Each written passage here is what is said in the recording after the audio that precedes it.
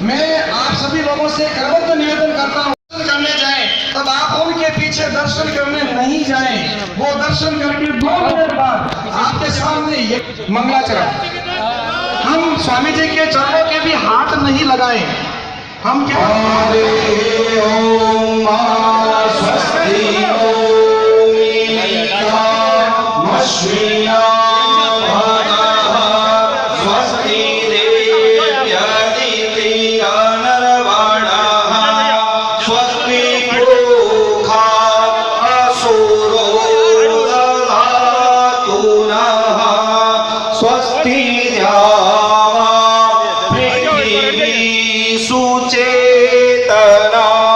स्वस्थाये वायुमुपप्लवामहे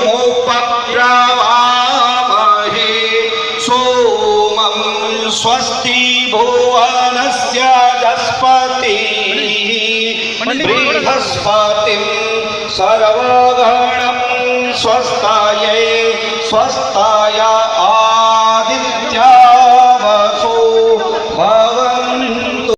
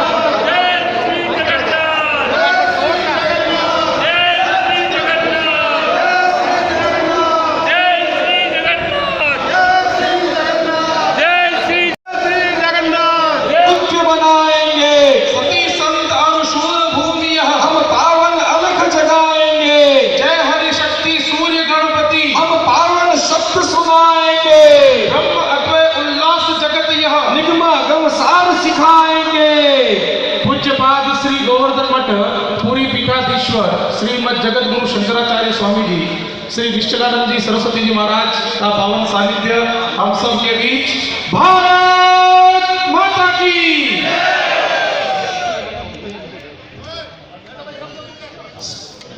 खराब न रहे।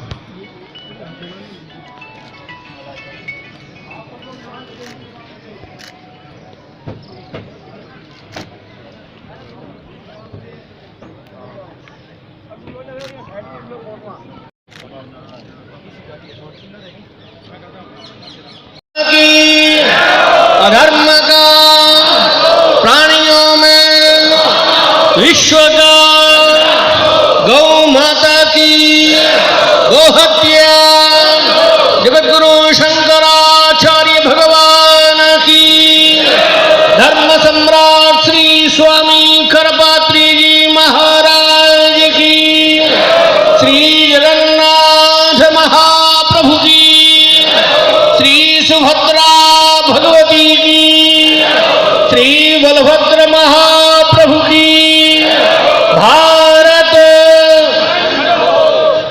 अखंड हो। भारत भारत भारत हर हर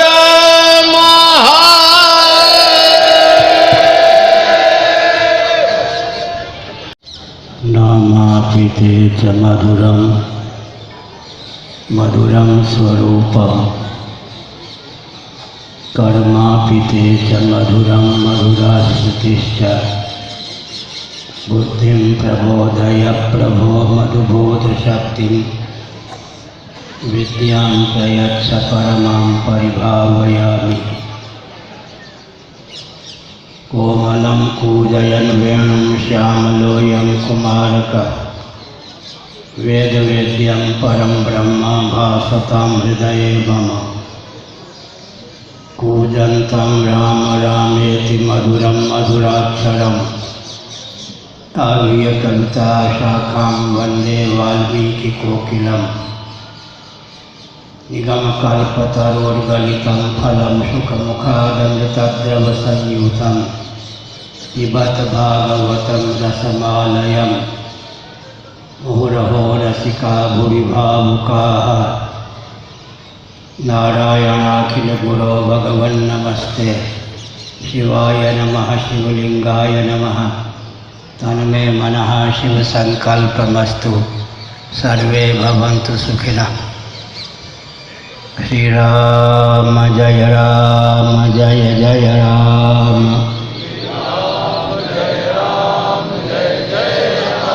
श्रीराम जय राम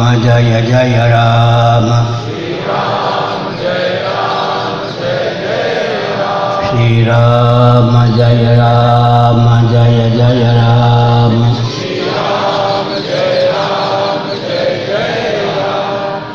धर्म की अधर्म का प्राणियों में विश्व का गौ माता की गौ हत्या भारत सर्वभूत हृदय धर्म सम्राट श्री स्वामी करपात्री जी महाराज की, श्री जगन्नाथ महाप्रभु की, श्री बलभद्र महाप्रभु की, भगवती सुभद्रा देवी की।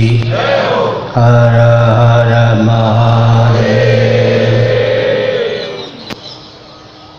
गोविंद जय जय गोपाल जय जय गोविंद जय जय गोपाल जय जय राधा रमण हरि गोविंद जय जय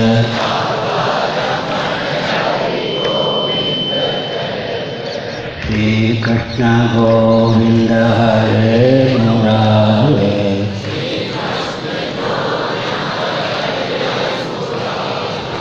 ये नाथ नारायण वासुदेवा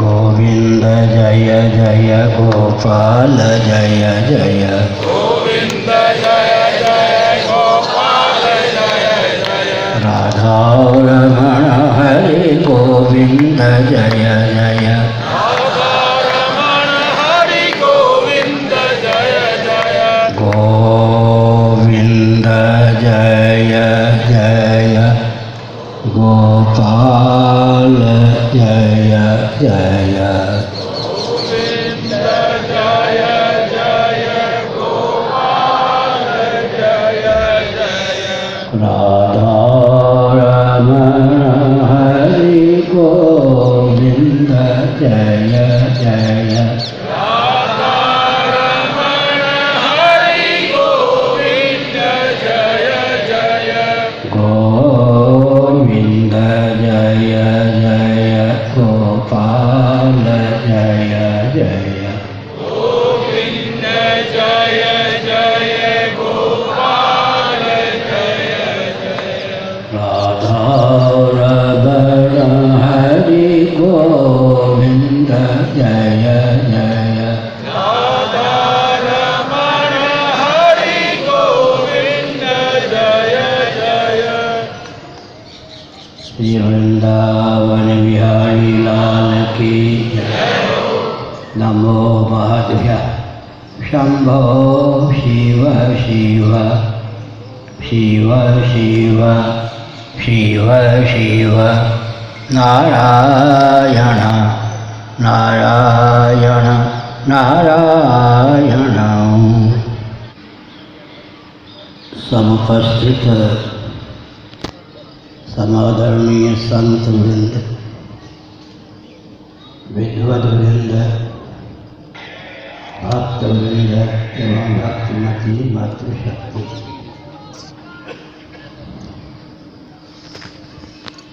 आपकी आस्था सराहनीय है। आपका अपनत्व प्रशंसनीय है। यह राजस्थान वीरों की भूमि है, कर्मयोगियों की भूमि है, भगवत भक्तों की भूमि है, योगियों की भूमि है, तत्वज्ञ मनुष्यों की भूमि। इसका उज्ज्वल इतिहास पूरे विश्व को प्रकाशित उद्भासित करने में समर्थ है।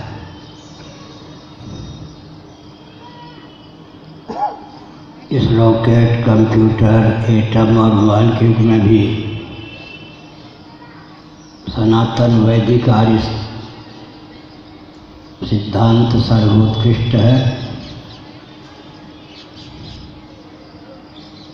भूत, भविष्यत और वर्तमान तीनों कालों को सुव्यवस्थित करने में सनातन वेदादि शास्त्र सम्मत सिद्धांत परमोपयोगी है।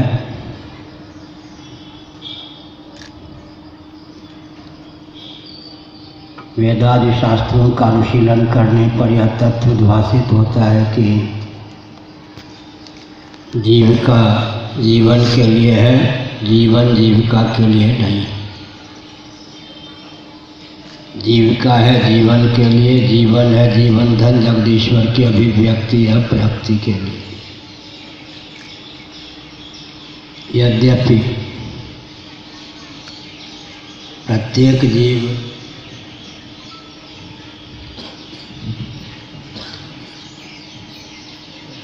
के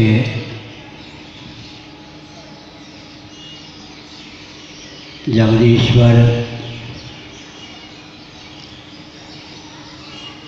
सर्वथा भजनीय कमनीय है।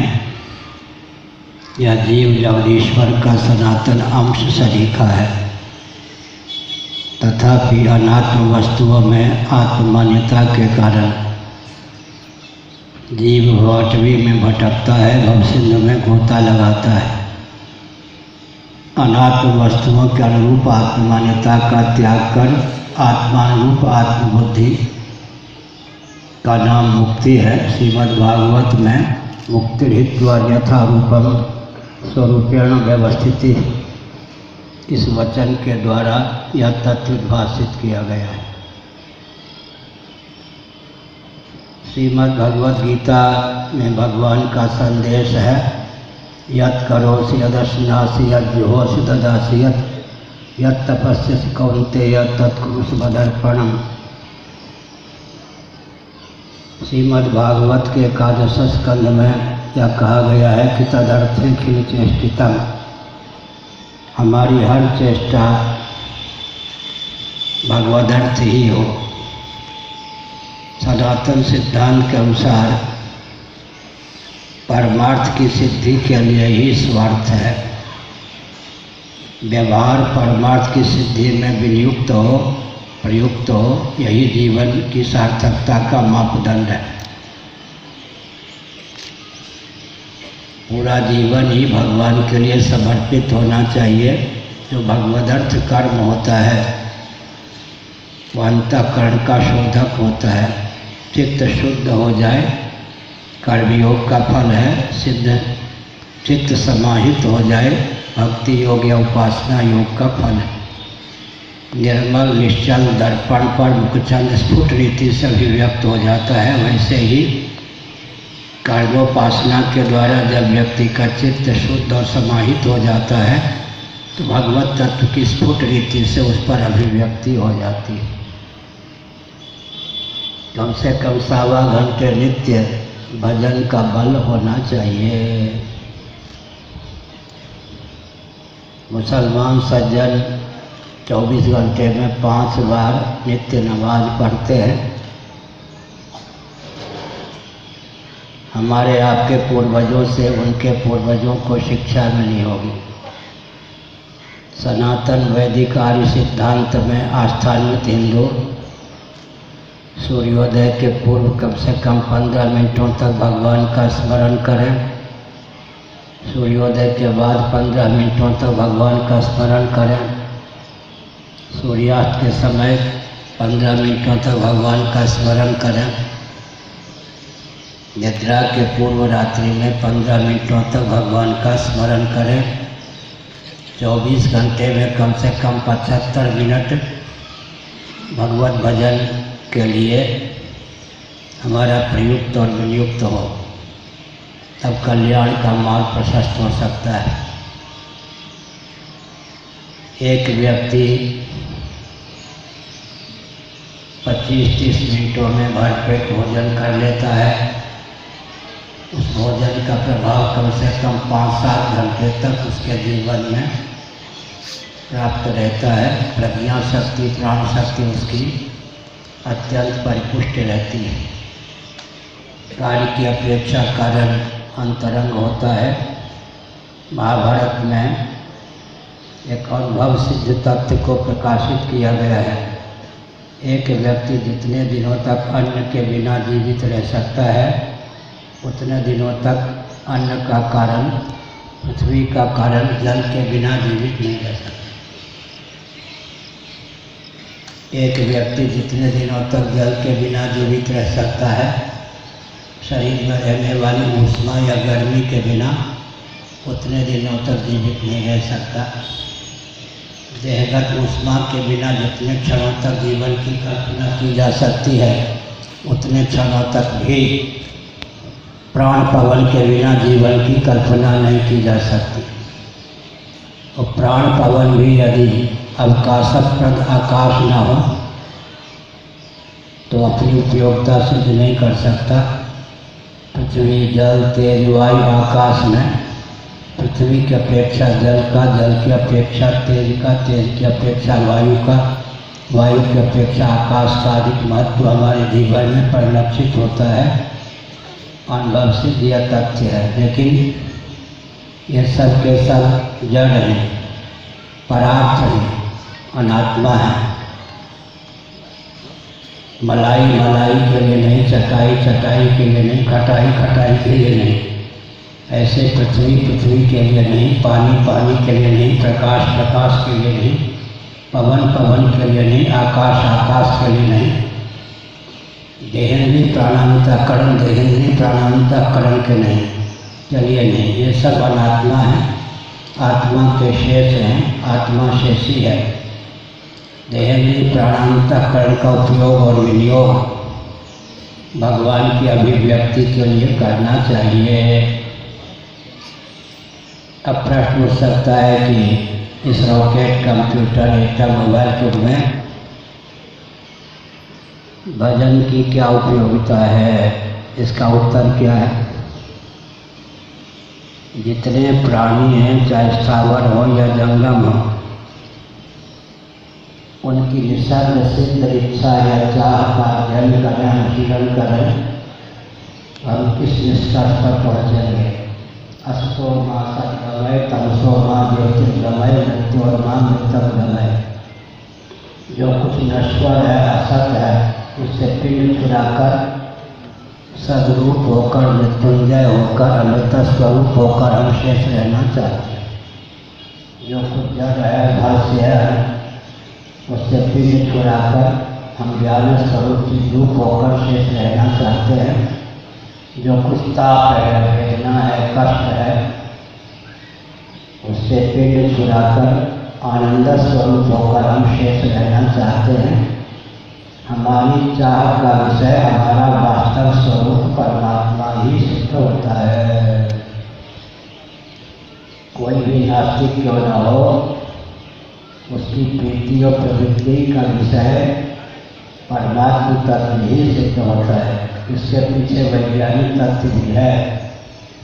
प्रत्येक अंश स्वभावतः अपने अंशी की ओर समाकृष्ट होता है।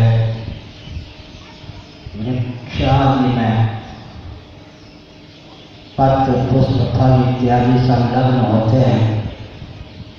जब वे अपने उद्गम स्थान से च्युत हो जाते हैं तो पृथ्वी की ओर भी समाकृष्ट होते हैं। जब गुरुत्वाकर्षण का शाश्वत सिद्धांत है, जल की धारा समुद्र की ओर ही आप्लावित होती है। जब गुरुत्वाकर्षण का सनातन सिद्धांत है, अग्नि की ज्वाला नभोमंडल में विद्यमान आदित्य की ओर ही समाविष्ट होती है। यह गुरुत्वाकर्षण का सनातन सिद्धांत है। व्यष्टि प्राण पवन समष्टि प्राण पवन की ओर ही समाविष्ट होता है। गुरुत्वाकर्षण का सनातन सिद्धांत है। घटाकाश है, घट के पहुँचते ही महाकाश से विभूत होकर ही शेष रहता है। यह गुरुत्वाकर्षण का सनातन सिद्धांत है। इससे सिद्ध होता है कि प्रत्येक अंश भागता अपने अंशी की ओर समाविष्ट होता है। जीव और जगत के आकर्षण के केंद्र एकमात्र सच्चिदानंद स्वरूप सर्वेश्वर ही सिद्ध होते हैं। लेकिन सृष्टि की संरचना का प्रयोजन क्या है, इस पर विचार करना चाहिए। एक होती है स्थिति, दूसरी होती है दृष्टि। महाप्रलय में 31 दिन 10 करोड़ 40 अरब वर्षों तक हम सब प्राणी जगदीश्वर परमात्मा ब्रह्म सच्चिदानंद तत्व से एकीभूत होकर ही शेष रहते हैं। सदैव सौम्यमग्र आसीत एकमेव द्वितीयम्। सबकी स्थिति परमात्मा से एकीभूत होकर ही सिद्ध है। लेकिन दृष्टि के बिना सृष्टि के प्रारंभ में फिर हमारी अभिव्यक्ति हो जाती है। अपने अपने शुभाशुभ कर्मों के फलस्वरूप हमको देहेंद्रीय प्राणांतकरण की प्राप्ति होती है। इससे क्या सिद्ध होता है? स्थिति के साथ साथ दृष्टि चाहिए, दृष्टि के साथ साथ स्थिति भी चाहिए। हर जीव की स्वाभाविक स्थिति जगदीश्वर में ही मान्य है। ऐसा होने पर भी दृष्टि प्राप्त न होने के कारण जन्म का पर्यवसान मृत्यु और मृत्यु का पर्यवसान जन्म हो जाता है। श्रीमद् भगवद गीता के 5वें अध्याय में भगवान श्री कृष्ण का कथन है, यही बचे गीता सर्वो ये शाम सामने स्थितम मनः निर्दोषम सर्व ब्रह्म तस्मात् ब्रह्मन्ते स्थिता। प्रामाणिक रीति से विचार करने पर जो कुछ अनात्मक प्रपंच है सदोष और विषम है। एक नास्तिक भी, भौतिकता की धारा में बहने वाला व्यक्ति भी कार्य प्रपंच को सदोष और विषम मानने के लिए बाध्य है। एकमात्र भगवत तत्व परमात्मा तत्व ही निर्दोष और सम है। निर्दोषम ही समम ब्रह्म। एकांत में विचार करना चाहिए। सदोष और विषम क्या है, सत्वत्व निर्दोष सम क्या है, निष्कर्ष क्या निकलेगा? जो कुछ अनात्मक प्रपंच है, कार्य प्रपंच है, सब सदोष और विषम ही सिद्ध होता है। एकमात्र भगवत तत्व परमात्मा तत्व आत्म तत्व ही निर्दोष और सम है। तदर्थे कि विशेषितम उपाय सोवताराय। इन वचनों का अनुशीलन करने पर यह तत्व उद्भासित होता है कि हमारी प्रत्येक गतिविधि भगवदर्थ होनी चाहिए। भगवत प्राप्ति में, भगवत तत्व की अभिव्यक्ति में हमारी प्रत्येक गतिविधि का उपयोग और विनियोग होना चाहिए।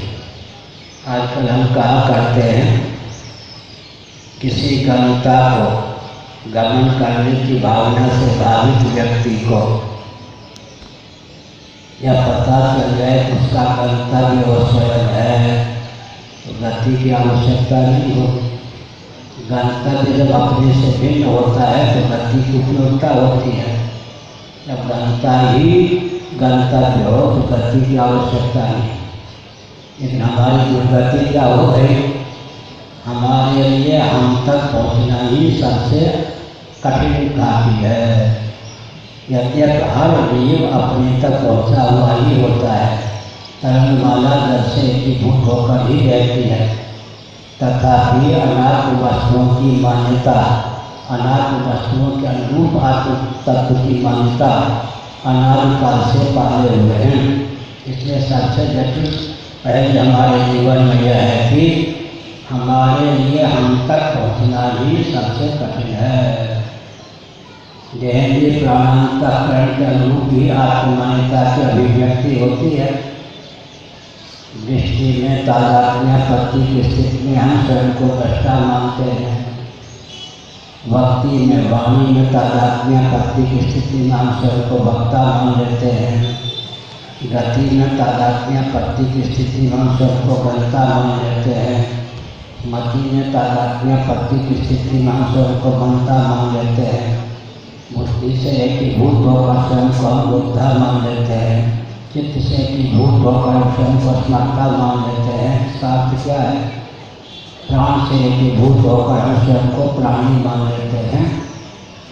सुख से एकीभूत होकर हम स्वयं को सुखी मान लेते हैं। दुख से एकीभूत होकर हम स्वयं को दुखी मान लेते हैं। मोह से एकीभूत होकर हम स्वयं को मोहित मान लेते हैं। अज्ञान से एकीभूत होकर हम स्वयं को आगे मान लेते हैं। अनात्म वस्तुओं के अनुरूप मान्यता को पाले हुए हैं। जब आत्मा के अनुरूप ही आत्मान्यता हमारे जीवन में प्रतिष्ठित हो जाती है तब भगवंत का अत्यंत उच्छेद हो जाता है। इसलिए जीवन में भागवत तत्व के परमार्गण अनुसंधान के अनुकूल बल और वेग अर्जित करने के लिए स्वधर्म का पालन करना चाहिए। भगवान की उपासना करनी चाहिए और कम से कम सत्संग और स्वाध्याय का बल जीवन में अर्जित करें। आजकल हम कहा करते हैं 3 से दूरी बनाकर रखने पर कभी भी कल्याण नहीं हो सकता। गुरु गोविंद बंध को छिन्न करने के लिए, भवसागर से पारंगत करने के लिए, भवसागर को सुखा देने के लिए 3 का आलम्बन आवश्यक है। गुरु गोविंद गोविंद तो हैं लेकिन उनका अंदर बहुत कठिन। वेदांत शास्त्र ग्रंथ हुई हैं लेकिन वेदांत शास्त्रों का तात्पर्य हृदयंगम करना बहुत कठिन। गुरु तो हैं लेकिन जो गुरु गोविंद और ग्रंथ से दूर कर दे गुरु ही कहने योग्य नहीं है। गुरु का आलम्बन लेकर ग्रंथ के तात्पर्य को समझकर परम तात्पर्य गोविंद में मन को रमाने का प्रयास करना चाहिए। हे अच्युत हे अनंत हे गोविंद, हे अच्युत हे अनंत हे गोविंद, हे अच्युत हे अनंत हे गोविंद, हे अच्युत हे अनंत हे गोविंद। उपनिषदों में आया है, पुराणों में आया है। भगवान के ये 3 नाम है, अच्युत अनंत गोविंद, अच्युत अनंत गोविंद, अच्युत अनंत गोविंद। इन तीनों को समय समय पर गुनगुनाते रहिए।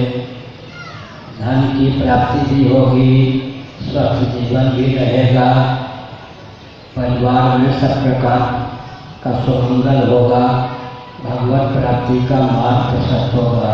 3 नाम का हे अच्युत हे अनंत हे गोविंद, हे अच्युत हे अनंत हे गोविंद, हे अच्युत हे अनंत हे गोविंद। अच्युताय नमः, अनंताय नमः, गोविंदाय नमः। अच्युताय नमः, अनंताय नमः, गोविंदाय नमः। हे अच्युत हे अनंत हे गोविंद। अब आप कह सकते हैं कि भगवान नाम में इतनी क्षमता क्यों है? शब्द की शक्ति पर विचार करना चाहिए। हमारे पूज्य गुरुदेव धन सम्राट तो नाम धन स्वामी कर्पाती महाभाग ने एक बार परिचय में कहा, काशी की बात।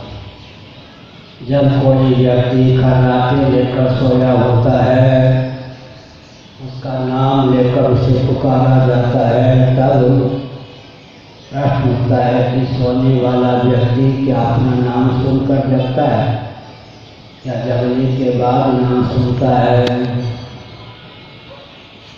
प्रश्न समझ में आया?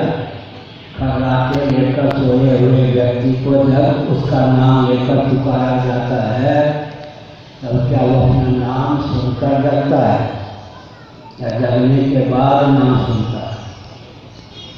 नाम सुनकर जगता है तो सोया हुआ सिद्ध नहीं होता, जगने के बाद नाम सुनता है तो नाम जगाने वाला सिद्ध नहीं होता।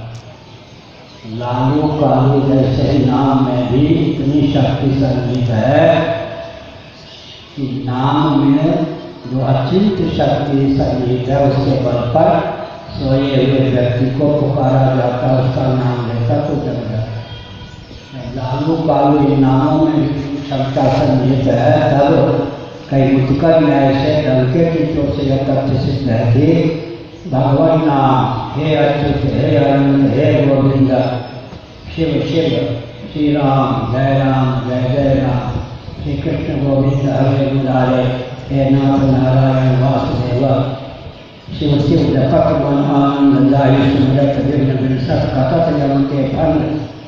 जहाँ तक हो सके भगवान नाम का स्मरण करना चाहिए, उच्चारण करना चाहिए। बार बार जो करें असकृत अभ्यास। मैं मुजफ्फरनगर में एक बार था, एक सत्संग भवन रुका हुआ तो खिड़की खोल देता था, पीछे के बाग का दर्शन होता। हम लोग लेखक भी हैं तो प्राकृतिक दृश्य का दर्शन करने पर भाव अच्छा आता है। खिड़की खोल देता था। एक बार हमने देखा कि एक व्यक्ति पीछे बाग में भांग के पेड़ लगे, उनके पत्ते को तोड़ कईयों का रगड़ता रहता, तम्बाकू नहीं भांग के पत्ते। हम तो इन सबसे बहुत दूर हैं दर्शन से। किसी व्यक्ति से कहा कि वो बार बार क्यों रगड़ता है।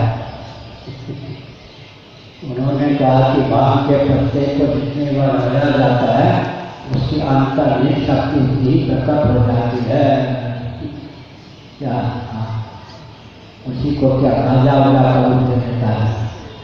ऐसे ही एक व्यक्ति, दो व्यक्ति गए किसी बाजार में 4 किलोमीटर दूर।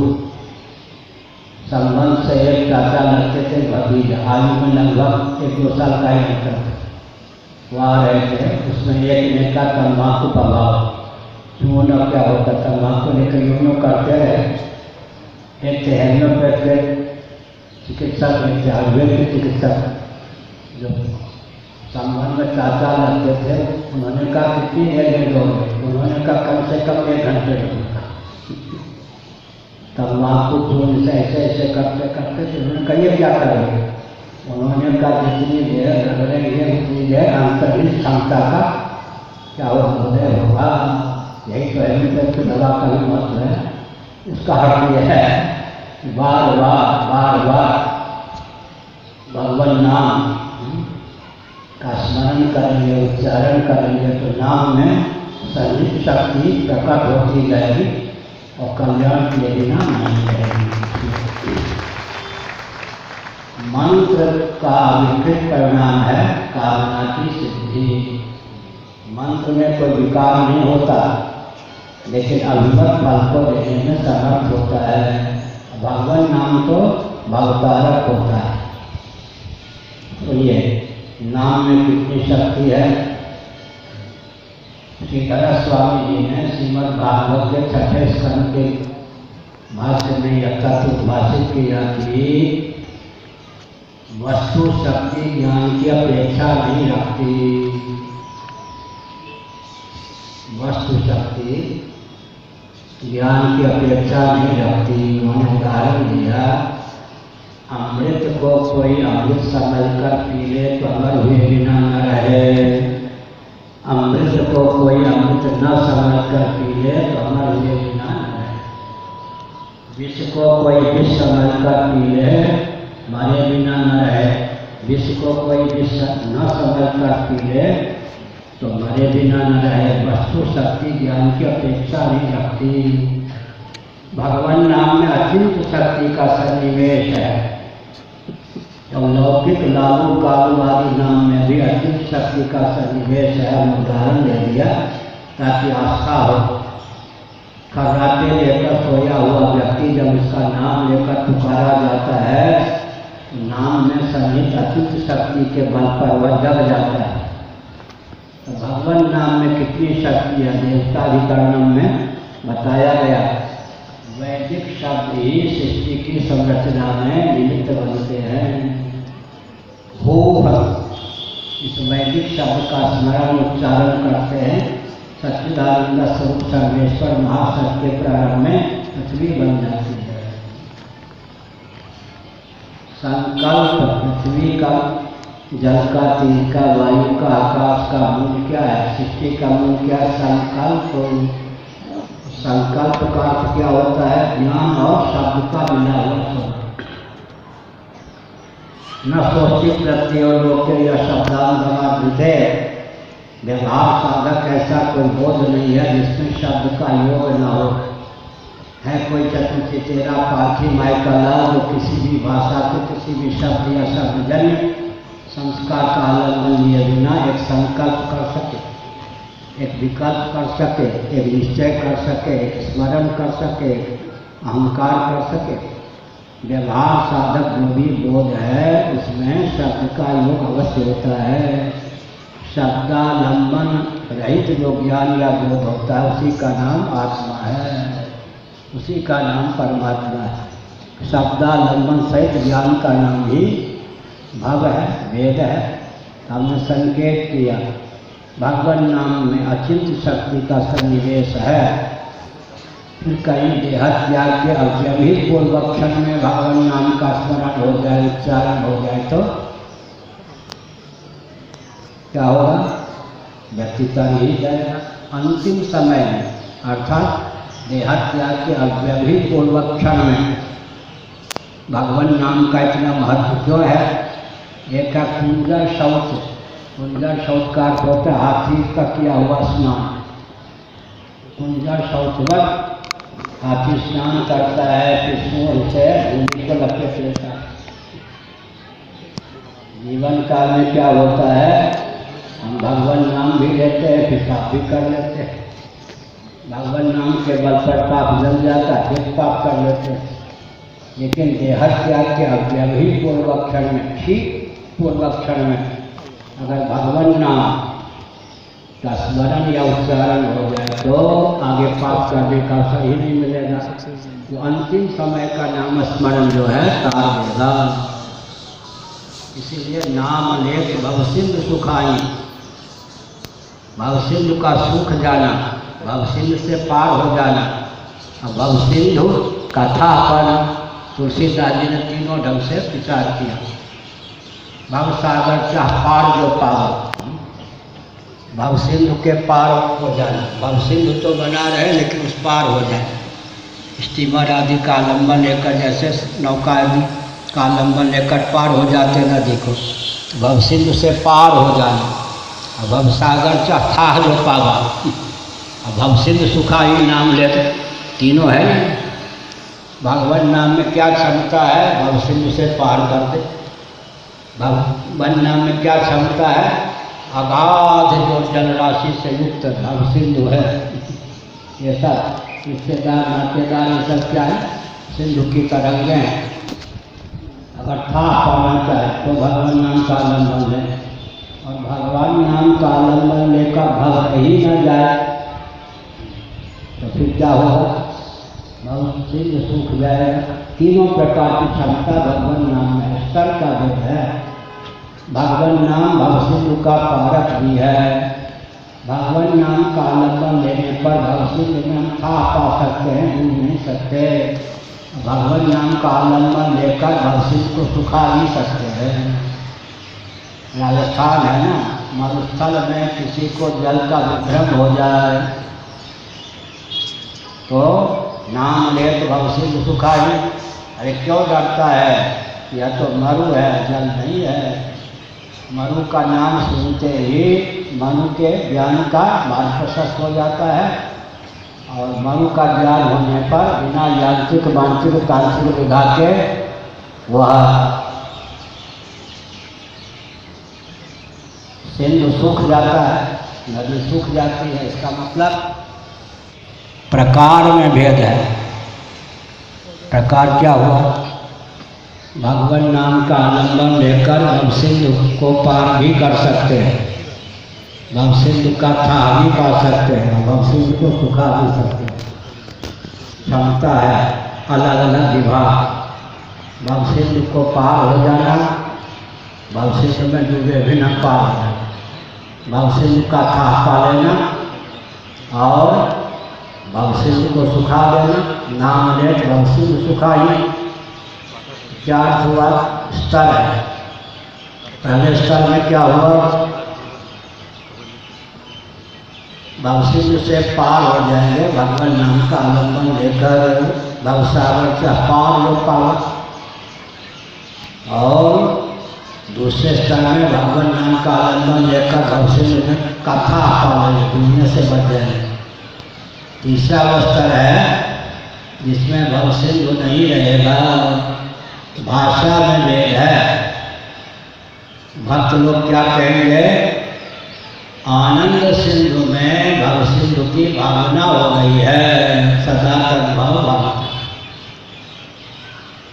ज्ञानी क्या कहेंगे? वेदांती, आनंद सिंधु में भवसिंधु का भ्रम हो गया है। भाषा में भेद है ना, भाव में तो कोई भेद नहीं। आनंद सिंधु में भवसिंधु की भावना हो गई है, भक्तों की भाषा है। आनंद सिंधु में भवसिंधु का भ्रम हो गया है, ज्ञानियों की भाषा है। भाषा में भेद होने पर भी भाव में कोई भेद नहीं। आनंद सिंधु में भवसिंधु की भावना हो गई है, भक्तों की भाषा है। आनंद सिंधु में भवसिंधु का विभ्रम हो गया है, ये ज्ञानियों की भाषा है। अभिप्राय दोनों का एक है। इसलिए उपालक को बता रहा है। गौड़पादाचार्य जी महाभारत में मांडुक्य कारिका में तथ्य को भाषित किया गया। यह जो सृष्टि है सच्चा परमात्मा तक पहुँचने का उपाय है। भव का आलम्बन लेकर ही भगवान तक पहुँच सकते हैं। पृथ्वी के जो कार्य हैं, पार्थिव प्रपंच जिसको कहते हैं, उसका आलम्बन लेकर पृथ्वी तक पहुँच सकते हैं। पृथ्वी पार्थिव प्रपंच की उत्पत्ति स्थिति समृद्धि का केंद्र है। पृथ्वी का आलम्बन लेकर जल तक पहुँच सकते हैं, जल सन्निकट में विशेष है। जल का आलम्बन लेकर अग्नि तक पहुँच सकते हैं, अग्नि जल की अपेक्षा सन्निकट में विशेष है। अग्नि का आलम्बन लेकर वायु तक पहुँच सकते हैं, वायु तत्व अग्नि की अपेक्षा सन्निकट में विशेष है। वायु का आलम्बन लेकर आकाश तक पहुँच सकते हैं, वायु की अपेक्षा सन्निकट में विशेष है आकाश। आकाश का आलम्बन लेकर आत्मा तक पहुँच सकते हैं, या बीजावस्था अव्यक्त तक पहुँच सकते हैं। उपाय को बता रहा है। सृष्टि जो बनी है, सृष्टि का आलम्बन लेकर, जैसे लिफ्ट का आलम्बन लेकर नीचे से ऊपर पहुँच जाते। एक विचित्र बात, महाप्रलय के बाद जब सृष्टि की रचना होती है तो मानो लिफ्ट से ऊपर से नीचे तक आना, और जब संहार करते हैं भगवान जगत का तो नीचे से ऊपर तक आना होता है। या एक अवरोह क्रम, एक आरोह क्रम। तो सृष्टि का आलम्बन लेकर सृष्टा तक पहुँच सकते हैं। सृष्टि में रमण करने के लिए सृष्टि की रचना नहीं हुई है। गौड़पादाचार्य जी ने बताया, उपाय सो बता रहा, भगवान में मन अवतीर्ण हो सके, भव का आलम्बन लेकर भगवान की प्राप्ति का प्रयास करना चाहिए। अब एक बात और कहेंगे, फिर घर कैसे चलेगा? भगवान का भजन करते रहेंगे तो घर कैसे चलेगा? संसारी व्यक्तियों को यही भय रहता। घर चलाते चलाते तो अनादिकाल से अरबों कल्प बीत गए। किसी गंतव्य के यहाँ भी लेखा जोखा नहीं है। सबसे पहले सृष्टि कब बनी? अनादिकाल से। श्री वल्लभाचार्य जो विशुद्धाद्वैत को मानने वाले हैं, कभी न कभी पहली सृष्टि बनी होगी। उनके यहाँ भी काल का आक्रमण नहीं है। कभी न कभी पहली सृष्टि बनी होगी।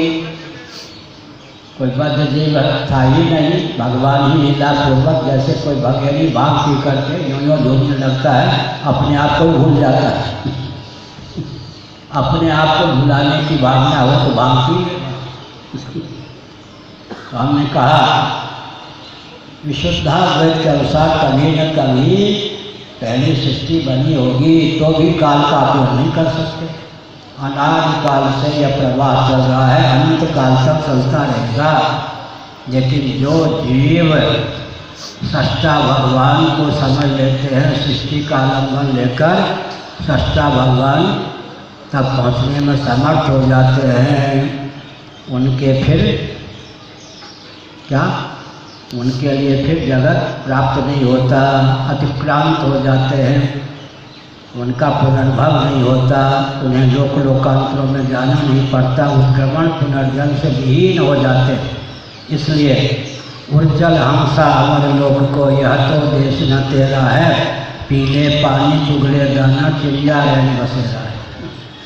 उज्जवल हंसा अमर लोक को, यह तो देश न तेरा है, पीले पानी चुगले दाना चिड़िया रैन बसेरा है। संसार पहली बात तो नहीं रिश्तेदार नातेदार मिले। मैं कभी कभी कहा करता हूँ, एक एक जीव को, मैं भी आप भी जो है, एक एक जीव को अनादि काल से अब तक जितने शरीर प्राप्त हुए हैं, या अब जितने शरीर प्राप्त हुए, जितने शरीरों को हमने सब बना दिया, उससे अधिक एक शरीर है नहीं ना। एक एक जीव ने अनादि काल से अब तक जितने शरीरों को सब बना दिया है। अगर एक साथ एक एक जीव को उसके द्वारा त्यागे गए शरीरों का दर्शन प्राप्त हो, कोटि कोटि ब्रह्मांड एक एक जीव के द्वारा त्यागे गए शरीरों से पट जाएंगे। अनादि और अनंत में गणित की गति नहीं होती। गणित की गणना अगणित की लक्षणा का नाम ही गणित होता है। ईश्वर के कार्यालय में भी लेखा जोखा नहीं है। अनादि काल से एक एक जीव ने कितने शरीरों को सब बना दिया है। यह क्रम तब तक चलता रहेगा जब तक जीवन और जगत का उपयोग जीवन ढंग जगदीश्वर की प्राप्ति के लिए नहीं करेंगे। इसलिए मैंने प्रश्न उठाया कि भजन करेंगे तो भव हाथ से खिसक जाएगा। भव इतना प्यारा है, क्या भजन करेंगे तो भव हाथ से खिसक जाएगा।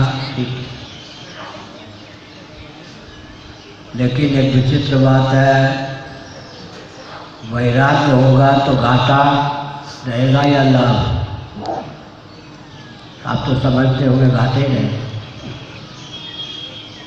जिससे जो विरक्त होता है उसका वो अधिपत्य हो जाता है। आजकल हम कहा करते हैं, छांदोग्य सूची का 8वें अध्याय के भाष्य में शंकराचार्य जी ने जिस तथ्य को उद्भाषित किया उसको हम हिंदी में कहते हैं, जिससे हम विरक्त होंगे उसके हम अधिपत्य नियामक हो जाएंगे, जिसमें हम अनुरक्त होंगे उसका हम अधीन हो जाएंगे। अधीन होना अच्छा है या अधिपत्य होना अच्छा है? भव के अधीन कब तक रहेंगे? जब तक भव में आसक्त होंगे। भव के अधिपत्य कब हो जाएंगे? जब भव से अनासक्त हो जाएंगे। भगवान की प्राप्ति हो जाने पर क्या होगा?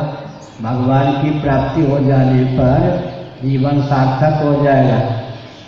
भव में आना पूरा हो जाएगा। इसका मतलब भगवान को प्राप्त कर लेने पर कोई घाटा नहीं रहता। आनंद सच्चिदानंद स्वरूप परमात्मा मृत्यु जड़ता दुख से अतिक्रांत व्यक्ति का जीवन हो जाता है। सदा के लिए सच्चिदानंद स्वरूप परमात्मा में ही व्यक्ति विलीन हो जाता है, परमात्मा स्वरूप होकर ही शेष रहता है। इसलिए भजन का बल होना चाहिए। पहले ही हमने कहा भोजन की अपेक्षा भजन का अधिक महत्व है या नहीं? भोजन छोड़िए मत, लेकिन भोजन की अपेक्षा भजन का अधिक महत्व है। अन्न की अपेक्षा जल, जल की अपेक्षा अग्नि, अग्नि की अपेक्षा वायु, वायु की अपेक्षा आकाश, आकाश की अपेक्षा अव्यक्त, अव्यक्त की अपेक्षा भी आत्म तत्व का अधिक महत्व है। अब क्या करें? हिंदू है, सनातनी है, वैदिक है, आर्य है, राजस्थान के पुरोधा हैं, वीर भूमि, कर्म भूमि, भक्ति भूमि, ज्ञान भूमि भारत का हृदय एक प्रकार से है।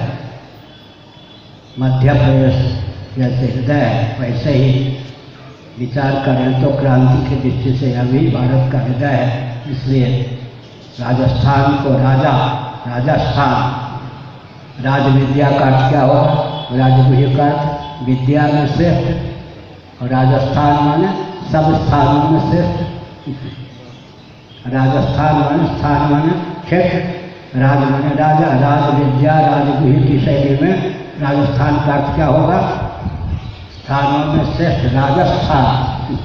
राज विद्या, विद्या राज को भगवान का सुनिए, विद्या राज न कहकर गीता भगवान का राज विद्या, गुह्य राज न कहकर राज गुह्य, लेकिन अर्थ करते समय राज को ले जाएंगे आगे, तो राजस्थान का अर्थ क्या हो गया? स्थान राज, स्थानों में श्रेष्ठ, स्थानों का राजा कौन हो गया? राजस्थान। राजस्थान में राज शब्द का जो प्रयोग हुआ है राजा का अर्थ, स्थान के आगे कर देंगे तो जल्दी अर्थ हो जाएगा। जैसे गीता में भगवान का वचन है राज विद्या राजगुह्य, तो गुह्य राज विद्या राज, ऐसे ही राजस्थान का अर्थ क्या हो गया उलट करके? स्थान राज्य, स्थान राज, स्थान राज माने स्थानों में श्रेष्ठ उद्दीप्त। इसलिए भारत को भारत के रूप में ख्यापित करने में राजस्थान की सहभागिता अपेक्षित है। मैं एक संकेत करना चाहता हूँ, सृष्टि की संरचना का जो प्रयोजन है और मानव जीवन की सार्थकता जिसमें सन्निहित है, उसको समझे बिना विकास को परिभाषित और क्रियान्वित करने पर विकास का पर्यवसान विनाश नहीं हो सकता। पूरा विश्व विकास विकास विकास की ओर जा रहा है। विकास का मैं पक्षधर हूँ, लेकिन भाई मेरे विकास के डर से विनाश न निकल आवे, इतनी सावधानी तो चाहिए। एक जगह लगभग 30 साल पहले एक व्यक्ति ने खड़ा होकर प्रश्न कर दिया, तो क्या महाराज आप 5000 वर्ष पहले विश्व को ले जाना चाहते हैं? उसने समझा आधुनिक विकासवाद के अनुसार कि 5000 पहले अगर विश्व पहुंच गया तो ह्रास होगा। आप लोगों के मन में भी शायद यही होगा, इस रॉकेट कंप्यूटर एटम मोबाइल को विकास का युग कहते या नहीं? तो क्या आप विश्व को भारत को 5000 पहले ढकेलना चाहते हैं? लेकिन धैर्यपूर्वक विचार करें, प्रज्ञा माने ज्ञान बुद्धि और प्राण माने क्रिया शक्ति। ज्ञान शक्ति और क्रिया शक्ति दोनों का ह्रास कलयुग है या विकास? प्रश्न समझ गए ना? कृतयुग का अर्थ होता है सतयुग। सतयुग की अपेक्षा प्रज्ञा शक्ति प्राण शक्ति ज्ञान और आयु में न्यूनता आती है या नहीं? त्रेता की अपेक्षा द्वापर में प्रज्ञा शक्ति प्राण शक्ति में अपकर्ष होता है या नहीं? द्वापर की अपेक्षा कलयुग में प्रज्ञा शक्ति प्राण शक्ति में अपकर्ष होता है या नहीं? कलयुग के प्रथम चरण की अपेक्षा द्वितीय चरण में प्रज्ञा शक्ति प्राण शक्ति में अपकर्ष होता है या नहीं? द्वितीय चरण की अपेक्षा तृतीय चरण में प्रज्ञा शक्ति प्राण शक्ति में अपकर्ष होता है या नहीं? तृतीय चरण की अपेक्षा चतुर्थ चरण में, अभी बहुत देर है, तृतीय चरण की अपेक्षा चतुर्थ चरण में प्रज्ञा शक्ति प्राण शक्ति का अपकर्ष होता है। तो अपकर्ष का नाम विकास है, उत्कर्ष का नाम विकास है। प्रश्न चिन्ह। ज्यों ज्यों महायंत्रों का प्रचुर आविष्कार और प्रयोग होता है त्यों त्यों आधुनिकों की दृष्टि में विकास अधिक होता जाता है और पुराविदों की दृष्टि में विनाश का मार्ग प्रशस्त होता जाता है। फिर से सुनिए, ज्यों ज्यों महायंत्रों का प्रचुर आविष्कार और प्रयोग होता है, आधुनिक कहेंगे त्यों त्यों विकास का मार्ग प्रशस्त हो जाता है। प्राचीन लोग कहेंगे, प्राचीन लोग माने प्राचीन मान्यता शास्त्र सम्मत मान्यता को धारण करने वाले कहेंगे कि त्यों त्यों विनाश की ओर व्यक्ति अग्रसर होता जाता है। कौन बात ठीक है? बहुत बढ़िया मोदी जी ने कहा था, बहुत अच्छा। तो क्या आप बिजली का युग नहीं चाहेंगे? बिजली के बिना क्या होगा? ये बिजली थोड़ा विचार कीजिए। विकास का मापदंड है महायंत्र, है या? अब महायंत्रों का संचालन किससे होता है आजकल? विद्युत से। महायंत्रों के माध्यम से वातावरण में प्रदूषण फैलता है या नहीं? हमारे ही वाक्यों को अपने शब्दों में संयुक्त राष्ट्र के महासचिव ने भी कहा था, विकास को परिभाषित और क्रियान्वित करते समय पर्यावरण को मत भूलिए। वह विकास नहीं जो पर्यावरण का घातक हो। पृथ्वी, पानी, प्रकाश, पवन जो क्या है? ऊर्जा के स्रोत हैं। आस्तिक नास्तिक उभय सम्मत स्रोत ऊर्जा के कौन है? पृथ्वी, पानी, प्रकाश, पवन। पृथ्वी, पानी, प्रकाश, पवन ये ऊर्जा के स्रोत हैं। इनको विकृत करेंगे तो विकास होगा या विनाश होगा? विकृत का अर्थ क्या हुआ? विकृत दो प्रकार का होता है, उपयोगी विकार, अनुपयोगी विकार, घातक विकार। दूध को विकृत किए बिना दही का रूप नहीं दे सकते, दही को विकृत किए बिना मक्खन का रूप नहीं दे सकते, मक्खन को विकृत किए बिना घी का रूप नहीं दे सकते, घी को विकृत किए बिना मंड का रूप नहीं दे सकते। लेकिन यह यहाँ पर प्रश्न है कि विकृत का अर्थ यह है कुपित, क्षुब्ध। विकास के चपेट से ऊर्जा के स्रोत जो है पृथ्वी, पानी, प्रकाश, पवन इतने कुपित हो गए हैं, क्षुब्ध हो गए हैं। चंद्रमा की सतह भी कई मीटर धस रही है। लो, यहाँ का प्रभाव वहाँ भी पड़ता है। यह मत समझिए कि यहाँ का प्रभाव वहाँ नहीं पड़ता। आजकल मैं क्या करता हूँ, अभी ध्यानपूर्वक सुनिए। तब तक मैं बोलता रहता हूँ जब तक लहर न चले। लहर चलने के बाद फिर भगवान कोई नई प्रेरणा देते वो बोलने लगता हूँ। हमारा काम है, हमने संकेत किया, क्या संकेत किया?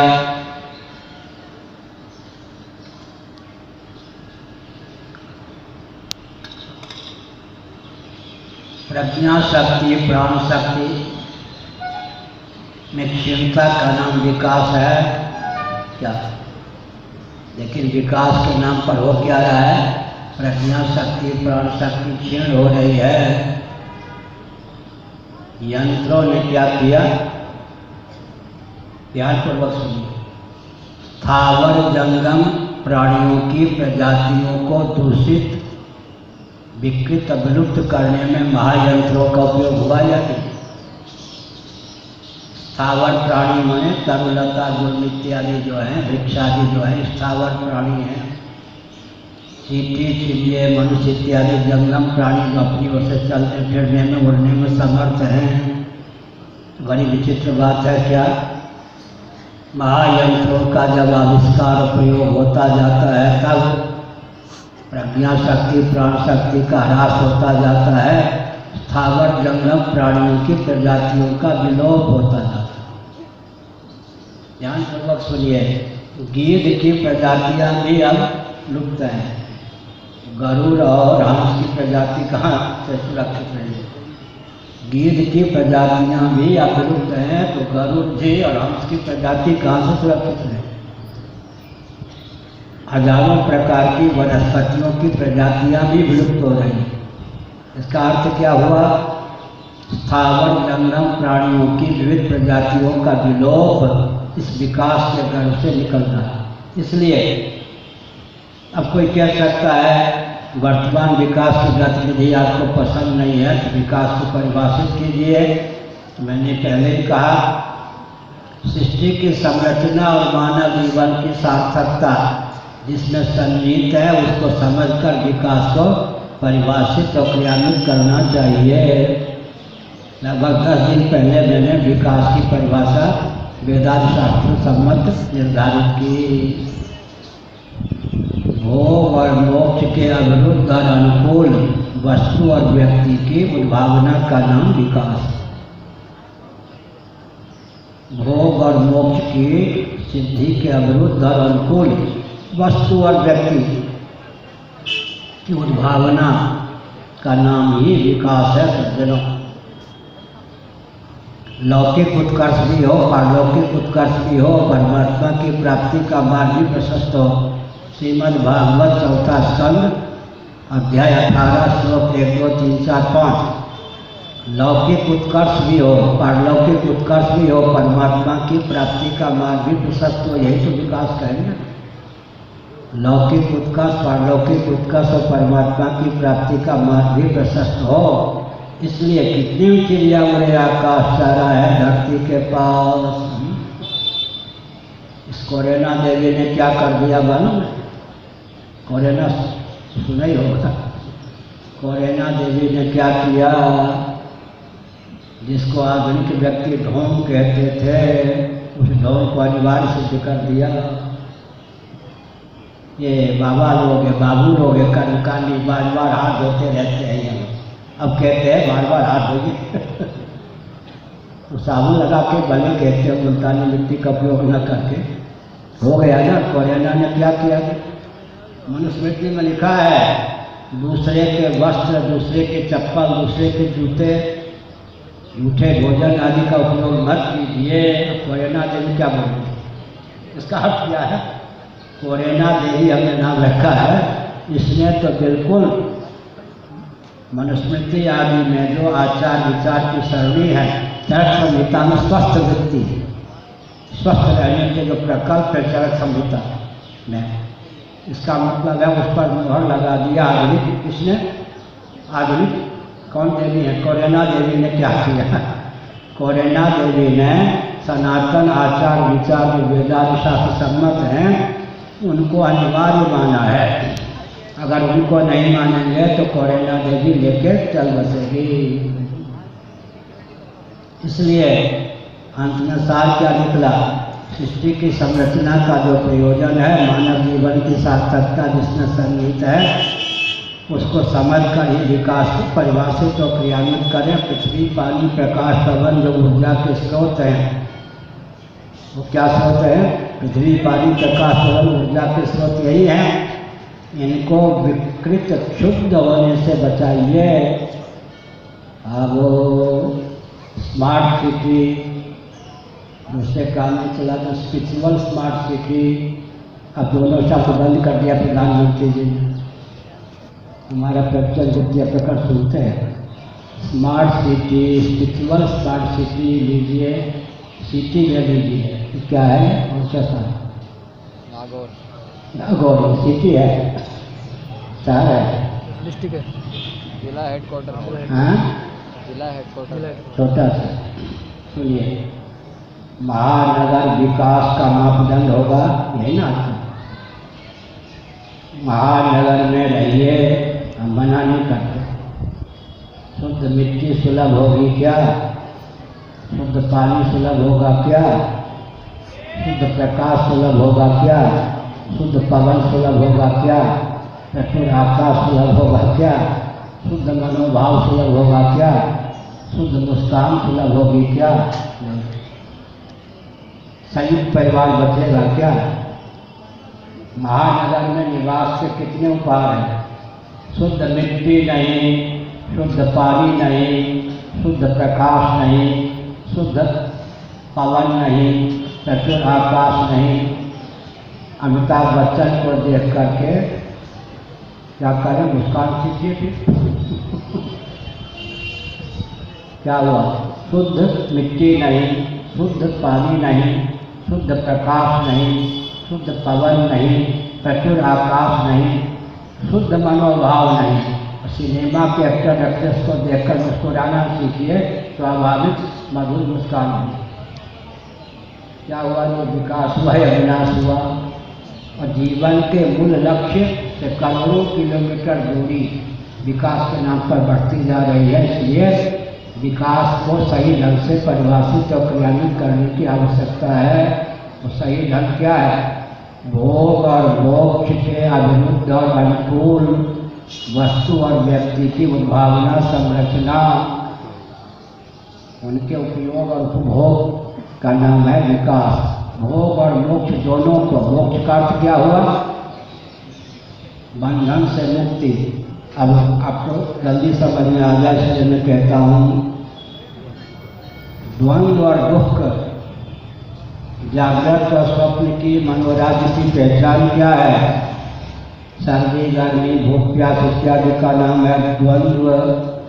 दैहिक दैविक भौतिक ताप का नाम है दुख। द्वंद्व और दुख, इन दोनों से छुटकारा पाने के लिए भौतिकवादियों को भी गाढ़ी नींद चाहिए या नहीं? क्या सब कुछ हो, गाढ़ी नींद ना हो तो पागल खाना तैयार।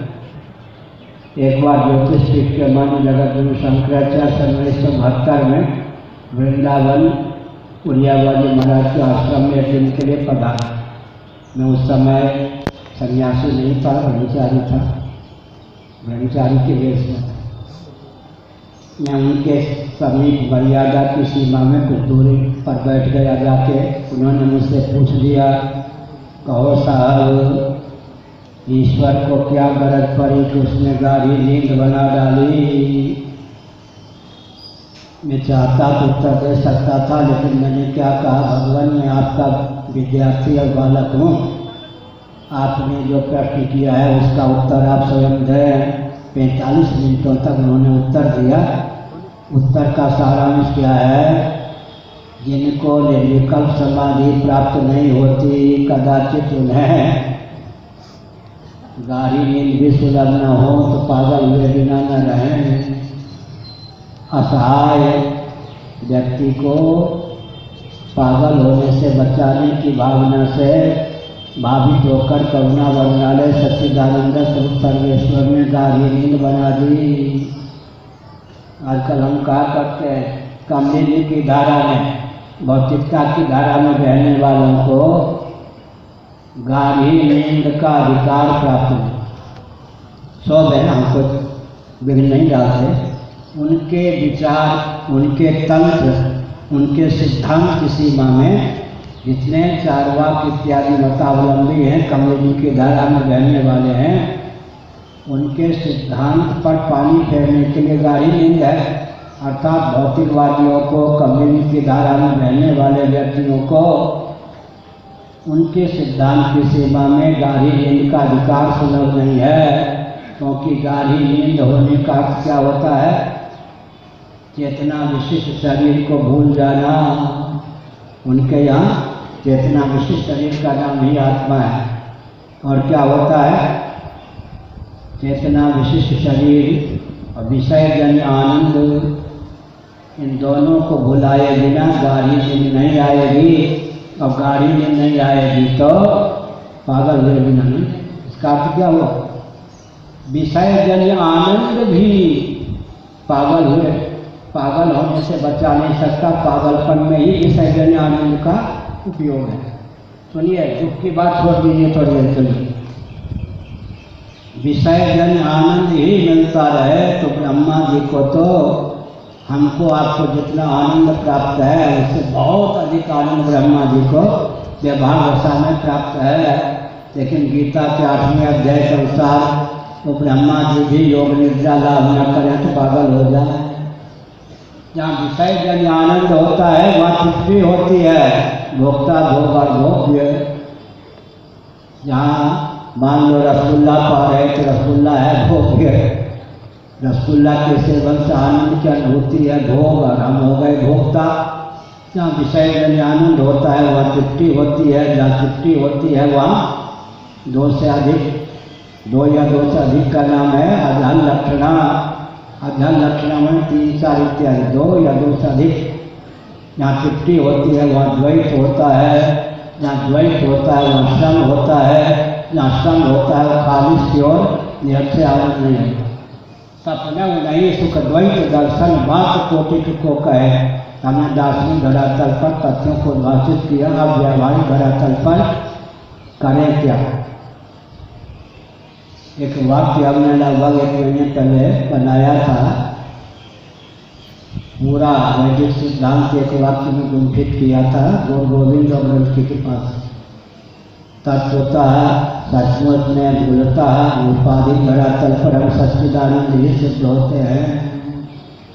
जीव जगत और जगदीश्वर का मौलिक स्वरूप निरुपाधिक धरातल पर सच्चिदानंद ही सिद्ध होता है। सोपाधिक धरातल पर मायोपाधिक, विद्योपाधिक होकर हम जगदीश्वर सिद्ध होते हैं और तमोगुण के योग से हम जगत सिद्ध हो जाते हैं। एक ही परमात्मा जीव जगत जगदीश्वर तीनों रूपों में उद्भासित हैं। इसका अर्थ क्या हुआ? जीव जगत जगदीश्वर तीनों का मौलिक स्वरूप सच्चिदानंद परमात्मा तत्व ही है। तो अभी हमने कहा था, क्या कहा था? सृष्टि की संरचना का जो प्रयोजन है उसको समझ करके यही उत्तेजित सर्वो ये सामित मना निर्दोषम समम ब्रह्म तस्मात् ब्रह्मण्य स्थिता। जन्म और मृत्यु के अनादि अजस्र परंपरा का आत्यंतिक उच्छेद हो सके, मृत्यु का पर्यवसान पुनर्जन्म में न हो। ये बहुत विचित्र बात है। जात से ध्रुव मृत्यु ध्रुवम जन्म तस्य च, इस पर विचार कीजिए। गीता जो जन्म लेता है उसका मरना सुनिश्चित है, इतनी तो बात ठीक है। लेकिन भगवान ने आगे क्या कह दिया? ध्रुवम जन्म तस्य च, मरने वाले का जन्म सुनिश्चित है। लेकिन 5वें अध्याय में क्या कहा? यही गीता सर्गा है। तो दोनों वचनों में विरोध का परिहार क्या करेंगे? कदाचित कोई अकृतार्थ होकर देह त्याग कर देता है तो जन्म लेना सुनिश्चित। इसलिए बहुत न कह के भगवान शंकराचार्य ने प्रश्नोत्तरी रत्नमाला नामक ग्रंथ में छोटी पुस्तिका में तत्व उद्भाषित किया। अनंत कोटि ब्रह्मांड में असंख्य प्राणी नित्य जन्म लेते हैं, प्रतिक्षण जन्म लेते हैं। लेकिन क्या प्रत्येक प्राणी का जन्म लेना सार्थक है? नहीं। किसका जन्म लेना सार्थक है? यस्य पुनर्न जन्म, पुनर्जन्म पर विजयश्री प्राप्त करने के लिए जिसने जन्म लिया है, ऐसा प्रयास करता है कि आगे पुनर्जन्म ना हो, न रहे बांस न बने बांसी, न बने बांसी न बने बांसी, उसी का जन्म लेना सार्थक है। मरना किसका सार्थक है? अनंत कोटि ब्रह्मांड में असंख्य प्राणी प्रतिक्षण मरते हैं, दम तोड़ते हैं। प्रामाणिक रीति से विचार करने पर मरना किसका सार्थक है? यश पुनर्न मृत्यु हो। फिर मरने के लिए न मरे, न जन्म होगा न मरने का मुख देखना पड़ेगा। इसलिए जन्म और मृत्यु के अनादि अजस्र परंपरा का आत्यंतिक उच्छेद करने के लिए मानव जीवन प्राप्त हुआ है। हमने कहा तत्वतः सच्चिदानंद स्वरूप ही हमारा मौलिक स्वरूप है। विद्योपाधि धरातल पर हम सत्य क्या हैं? जगदीश्वर हैं। अब अविद्योपाधि धरातल पर हम जीव हैं। जीव होते हुए हम प्राणी हैं। प्राणी होते हुए कौन है? जंगम है, चलने फिरने वाले। जंगम होते हुए हम मनुष्य हैं। मनुष्य होते हुए हम हिंदू हैं, सनातनी वैदिक आदि हिंदू हैं। हिंदू होते हुए फिर क्या है? ब्राह्मण क्षत्रिय वैश्य स्त्री पुरुष कुछ और हैं। समष्टि और व्यष्टि को मिलाकर अगर अपने स्वरूप का ज्ञान हो, अपना जीवन अपने लिए सबके लिए वरदान स्वरूप सिद्ध हो सकता है। आजकल हम उदाहरण देते हैं, ताम्र धातु से निर्मित यह पात्र है। अगर ताम्र धातु को सूक्ष्म बुद्धि से कर्षित कर लें तो इस पात्र की न सत्ता रहेगी न उपयोगिता। और अगर ताम्र धातु पात्र का उपधारण न करे तो उसकी विशेष उपयोगिता नहीं होगी। इसलिए हमने संकेत किया, सामान्य को विशेष की, विशेष को सामान्य की आवश्यकता होती है। ताम्र धातु सामान्य है, पात्र विशेष है। ताम्र धातु ताम्र के रूप में ही विद्यमान रहे, उसकी विशेष उपयोगिता न हो। और इस ताम्र पात्र से ताम्र धातु को सूक्ष्म बुद्धि से कर्षित कर ले, इसकी न सत्ता रहे न उपयोगिता। इसलिए हमने संकेत किया, सामान्य परिचय विशेष परिचय दोनों होना चाहिए।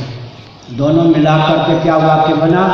निरुपाधिक धरातल पर हम सच्चिदानंद स्वरूप ही सिद्ध होते हैं। सोपाधिक धरातल पर हम सनातन सर्वेश्वर के अंश सदृश सिद्ध होते हैं। अंश होते हुए हम फिर क्या हैं? प्राणी हैं। प्राणी होते हुए जंगम हैं। जंगम होते हुए मनुष्य है। मनुष्य होते हुए सनातनी वैदिक आदि हिंदू हैं। हिंदू होते हुए ब्राह्मण क्षत्रिय वैश्य स्त्री पुरुष कुछ और हैं। समष्टि और व्यष्टि को समझ करके अपने वर्ण धर्म आश्रम धर्म का पालन करना चाहिए। एक बात पर ध्यान दें, जाति धर्मास्तु धर्मास्तु शाश्वता। गीता के पहले अध्याय में अर्जुन का कथन यह सिद्धांत है, यह पूर्व पक्ष नहीं है। जाति धर्मा कुल धर्मा च शाश्वता है, कुल धर्मा सनातना है। आजकल विकास के नाम पर क्या हो रहा है, जाति धर्म कुल धर्म को विकृत कर दो, मिटा दो, यही ना, ये सनातन है। ये जाति धर्मा कुल धर्मा च शाश्वता सनातना। आज विकास को इसी ढंग से परिभाषित किया गया है, सनातन कुल धर्म जाति धर्म को क्या कर दो, विकृत कर दो, मिटा दो। अच्छा, मिटाने का प्रयास करो, लेकिन थोड़ा विचार करो, शिक्षा रक्षा अर्थ और सेवा के प्रकल्प, स्वच्छता आदि के प्रकल्प, कुटीर उद्योग लघु उद्योग आदि के प्रकल्प सबको सदा संतुलित रूप में सुलभ रहें, इसकी कोई नई व्यवस्था हो सकती है क्या? अब कृत्रिम ब्राह्मण बनाएंगे ना, अध्यापक अमेरिका ब्रिटेन जर्मनी जापान में लाचारी है, कृत्रिम ब्राह्मण बनाएंगे, रक्षक तो चाहिए ना, कृत्रिम क्षत्रिय बनाएंगे, कृषि गौरव के वाणिज्य के प्रकल्प को संतुलित रखने के लिए कृत्रिम वैश्य बनाएंगे, सेवा कुटीर उद्योग लघु उद्योग के प्रकल्प को क्रियान्वित करने के लिए कृत्रिम शूद्र बनाएंगे। एक और बात ध्यानपूर्वक सुनिए, लोगों का कहना है, आदमी व्यक्तियों का शूद्रों को धनहीन बनाया, सच्ची बात है क्या? जितने कुटीर उद्योग लघु उद्योग सब उनके हाथ में था या नहीं? लोहा आदि के पात्र कौन बनाते थे, मेज आदि कौन बनाते थे, वस्त्र कौन बनाते थे, पूछो ना सही। जितना धन का स्रोत था कुटीर उद्योग लघु उद्योग के माध्यम से सब जिनको दिया गया, इतिहास हमारा विकृत किया गया कि उनको निर्धन बनाया गया। क्या जी? पुरानी भाषा में धोबी तेली नाई बढ़ई ये सब, हर व्यक्ति की जीविका जन्म से सुरक्षित थी, हर व्यक्ति का जीवन दुर्दशा मुक्त था। सारा कुटीर उद्योग लघु उद्योग जिनको पकड़ा दिया गया, वो लोग वस्तु का उत्पादन करते थे, उचित लाभ लेकर वैश्यों को बेच देते थे। वैश्य उचित लाभ लेकर समाज को दे देते थे, बीच में कोई तीसरा दलाल नहीं होता। इतना तो अनिवार्य है। वस्तु का उत्पादक जो होता है वो क्या होगा, वस्तु का उत्पादन करने वाले वैश्य को उचित लाभ लेकर दे देते थे, वैश्य उचित लाभ लेकर समाज को दे देता था। 25-25 दलाल अगर बीच में हो जाएंगे तो 5 रुपये की वस्तु 500 रुपये में बिकेगी। हमारे यहाँ माध्यम बीच में एजेंट जो कहते हैं ना, दलाल कुछ नहीं। कुटीर उद्योग लघु उद्योग के माध्यम से वस्तु उत्पादन करने वाले व्यक्ति उचित लाभ लेकर वैश्य को बेच देते थे, वैश्य उचित लाभ लेकर के विश्व में सबको वितरण कर देता था। दलाल थे ही नहीं। इतना तो अनिवार्य है, जितना अनिवार्य है उसका तो दलाल नहीं। कीमत भी बिल्कुल सुव्यवस्थित रहती थी। इसलिए शिक्षा रक्षा अर्थ और सेवा के प्रकल्प सदा संतुलित रहें, हर व्यक्ति की जीविका जन्म से सुरक्षित रहे, हर व्यक्ति का जीवन दुर्दशा मुक्त हो। 2-3 वाक्य और कहेंगे। हर बहू बेटी का सील सुरक्षित हो। आजकल है क्या, किसी भी की दृष्टि भी किसी पे जा सकती है। आजकल हम उदाहरण देते हैं महाभारत और अभिज्ञान शाकुंतलम के अनुसार कर्म ऋषि नैष्ठिक ब्रह्मचारी थे, ब्राह्मण थे, उनसे मिलने के लिए दुष्यंत गए। संध्या आदि का चयन करने के लिए कर्म ऋषि बाहर गए थे वन में, कुटिया पर नहीं मिले। उनकी कुटिया के आसपास खेलती हुई एक विश्व सुंदरी शकुंतला को देखा दुष्यंत ने। मन में हुआ कि अगर मेरी पत्नी बन जाती तो बहुत अच्छा। फिर महाभारत देखिए, अभिज्ञान शाकुंतलम देखिए। दुष्यंत ने अपने मन पर विचार किया, अगर ये ब्राह्मण की बेटी होती तो मैं क्षत्रिय का मन इस पर नहीं जाता। मेरा अंतःकरण प्रमाण है, ब्राह्मण की बेटी पर मेरा मन जा ही नहीं सकता, मैं क्षत्रिय का। ये हुआ है। तो जब हम वर्ण व्यवस्था आश्रम व्यवस्था को मानते थे, शिक्षा का प्रकल्प, रक्षा का प्रकल्प, अर्थ का प्रकल्प, सेवा का प्रकल्प, स्वच्छता का प्रकल्प, रोजगार का प्रकल्प सब संतुलित रहता था। हर बहू बेटी के शील की सुरक्षा अपने आप होती थी। अब किसकी दृष्टि कहाँ मचल जाए, को कहाँ जाकर गिर पड़े, कह नहीं सकते। इसलिए इतनी चिड़िया उड़े आकाश चारा है धरती के पास, हमने संकेत किया। राजस्थान वीर भूमि है। क्षत्रिय जो थे, समाज को क्षतिग्रस्त होने से बचाने का दायित्व क्षत्रियों पर था। विशेषकर ब्राह्मणों को क्षतिग्रस्त न होने दें, इसका दायित्व क्षत्रियों को प्राप्त था। एक उदाहरण देता हूँ, पाँव को कितना भी प्रशिक्षण दिया जाए हाथ का काम नहीं कर सकता। ये हाथ जो है बाहु राजन्य होता है, ये हाथ जो है इनकी विशेषता क्या है?